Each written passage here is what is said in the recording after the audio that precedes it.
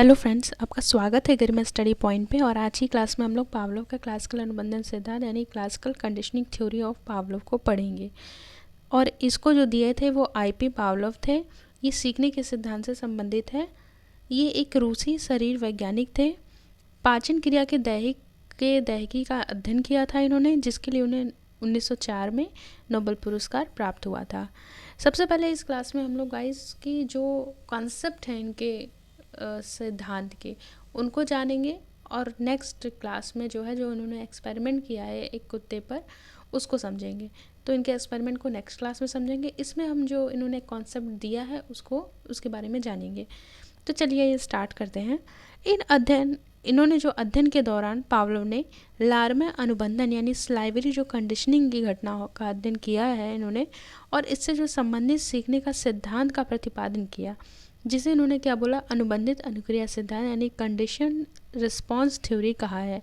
Pavlov ने अपने सीखने के सिद्धांत का जो आधार माना है वो क्या है, अनुबंधन यानी कंडीशनिंग को माना है। और ये अनुबंधन क्या होता है, तो चलिए सबसे पहले देखें। तो अनुबंधन जो है एक ऐसी प्रक्रिया है जिसके द्वारा जो उद्दीपन तथा अनुक्रिया के बीच एक साहचर्य स्थापित होता है।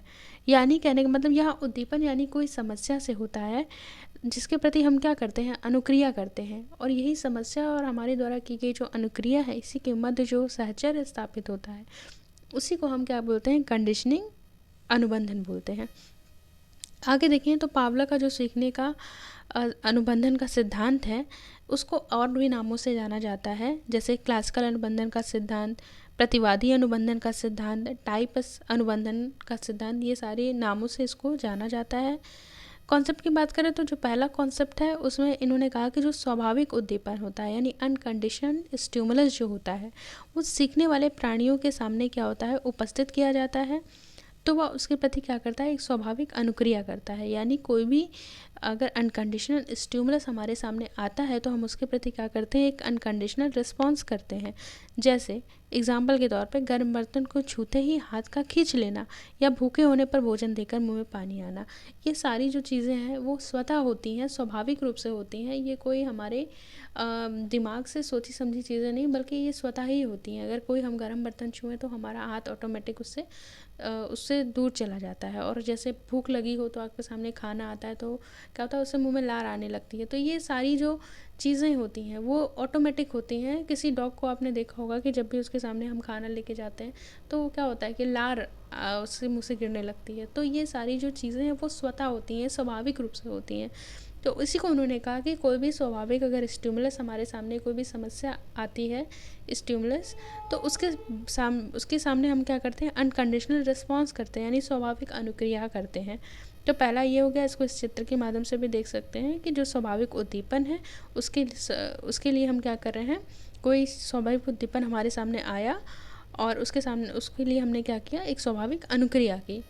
आगे देखें तो कह रहे हैं जब स्वाभाविक उद्दीपन की ठीक कुछ सेकंड पहले एक दूसरा तटस्थ उद्दीपन यानी नेचुरल स्टिमुलस बार बार उपस्थित किया जाता है, तो कुछ प्रयास बाद वह तटस्थ उद्दीपन के द्वारा स्वाभाविक अनुक्रिया जो कि अभी तक स्वाभाविक उद्दीपन के प्रति होती थी वो उत्पन्न होने लगती है। मतलब ये है कि इसको इस चित्र के माध्यम से समझेंगे कि जो स्वाभाविक उद्दीपन था, जो हमारे सामने अभी तक आ रहा था, जो अनकंडीशनल स्टिमुलस था, उसके लिए हम क्या कर रहे थे, स्वाभाविक अनुक्रिया कर रहे थे।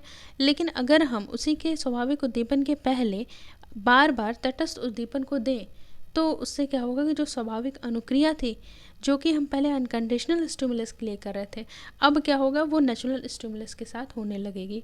इसको इसके एग्जाम्पल के तौर भी समझ सकते हैं कि जैसे एक भूखे व्यक्ति के सामने घंटी बजाकर बार बार भोजन दें तो कुछ प्रयासों के बाद मात्र घंटी बजते ही उस व्यक्ति के मुंह में पानी या लार आना प्रारंभ हो जाएगा।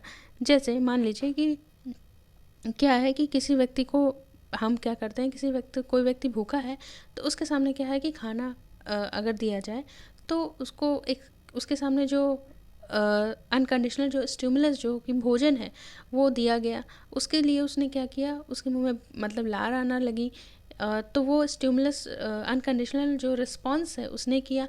लेकिन वहीं अगर हम खाना देने से पहले घंटी बजाएं, बार बार ये क्रिया उसके सामने करें, तो एक टाइम के बाद वो समझ जाएगा कि घंटी बजने का मतलब मुझे भोजन मिलना है।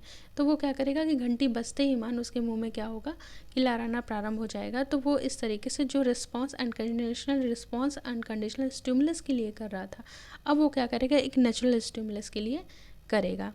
आगे देखें तो जो तीसरा है वो पावलोव ने तटस्थ उद्दीपन तथा स्वाभाविक अनुक्रिया के बीच नए सहचर्य को सीखने की संज्ञा दी है तथा इसे अनुबंधित अनुक्रिया यानी कंडीशन रिस्पॉन्स कहा जाता है। देखिए, आइए देखिए इस चित्र के माध्यम से कि जो अनुबंधित अनुक्रिया यानी जो कंडीशन रिस्पॉन्स है उसमें बोला गया कि कोई तटस्थ उद्दीपन, जिसको हम लोग ने देखा कि जो घंटी के माध्यम से जो तटस्थ उद्दीपन था, नेचुरल स्टिमुलस था, उसका जो है स्वाभाविक, उसके प्रति जो है स्वाभाविक अनुक्रिया जो अनकंडीशनल रिस्पॉन्स करने लगते हैं। इन दोनों के जो मध्य नए सहचर्य को जो हम लोग देखते हैं उसी को उन्होंने अनुबंधित अनुक्रिया कहा और इसी को पावलोव ने सीखने की संज्ञा दी है। आगे देखिए तो जब तटस्थ उद्दीपन, जो चौथा पॉइंट है, जो चौथा कॉन्सेप्ट है इनका, उसमें कहा कि जब तटस्थ उद्दीपन एक स्वाभाविक उद्दीपन के समान अनुक्रिया करने लगता है तो इसे अनुबंधित उद्दीपन कहा जाता है।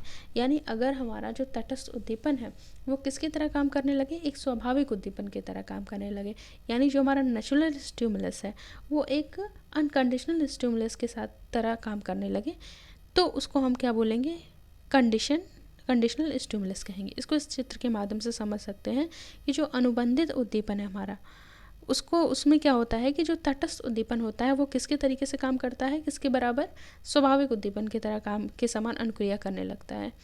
तो इसी को उन्होंने बताया है इसमें। आगे निष्कर्ष के तौर पर इन्होंने कहा कि यदि कोई तटस्थ उद्दीपन यानी कोई नेचुरल स्टिमुलस को किसी स्वाभाविक उद्दीपन के साथ अगर हम बार बार उपस्थित करते हैं तो तटस्थ उद्दीपन के प्रति व्यक्ति वैसे ही अनुक्रिया करना सीख जाता है जैसा कि वो स्वाभाविक उद्दीपन के प्रति करता है। इसको हम लोग ने पीछे देखा।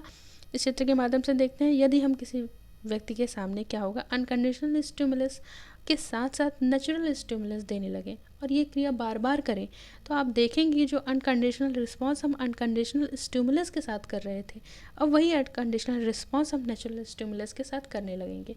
तो ये बस इतनी सी बात, वो जो कॉन्सेप्ट है वो पावलोव ने बताया कि जो हमारा अनकंडीशनल स्टिमुलस अगर हमारे सामने आता है तो हम उसके प्रति एक अनकंडीशनल रिस्पॉन्स करते हैं, लेकिन अगर कुछ समय पहले अनकंडीशनल स्टिमुलस के हम नेचुरल स्टिमुलस देना शुरू कर दें, अगर वो क्रिया हम बार बार करें तो एक समय के बाद आप देखेंगे जो अनकंडीशनल रिस्पॉन्स हम कर रहे थे, जो कि अनकंडीशनल स्टिमुलस के साथ कर रहे थे, वही क्रिया अब हम नेचुरल स्टिमुलस के साथ भी करने लगेंगे अनकंडीशनल रिस्पॉन्स के रूप में।